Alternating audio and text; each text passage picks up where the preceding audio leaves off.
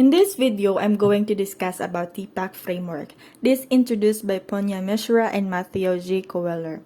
So what is Tpack? Tpack stands for Technological Pedagogical Content Knowledge. It is a theory that was developed to explain the set of knowledge that teachers need to teach their students a subject, teach effectively, and use technology. So this is the illustration of Tpack Framework.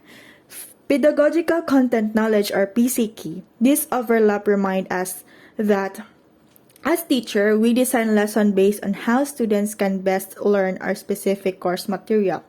The second overlap area created is technological content knowledge or TCK is how the technology influences the content. For an example, teachers used to teach penmanship and cursive to their students, but many school districts have eliminated cursive handwriting from the curriculum. Without entering the debate on the merits of cursive, it is clear that technology has impacted the content knowledge that we teach students. The third overlap area created by our Venn diagram is technological pedagogical knowledge or TPK. Highlights the area where technology and pedagogy influence each other. Incorporating technology into the classroom often causes a change in how the material is taught. A simple example might be when a teacher uses an instructional video clip for a topic that they use to model on the board. And finally, in the center of our Venn diagram, we get technological pedagogical content knowledge. This area acknowledges that all three of these sets of knowledge are influencing each other, that each is important, and that to have an effective learning environment, we need to consider all three.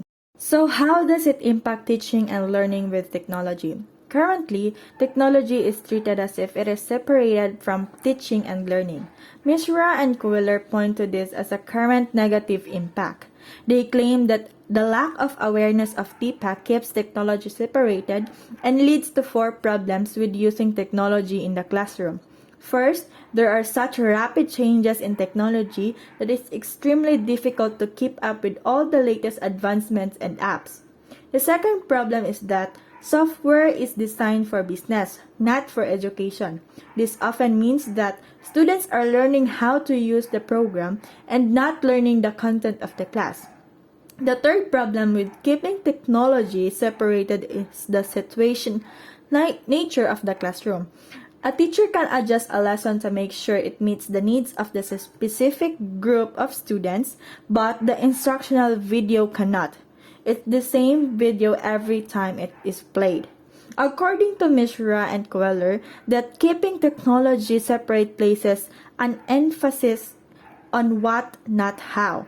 From the teacher's perspective, the lesson becomes about what technology are we going to use today?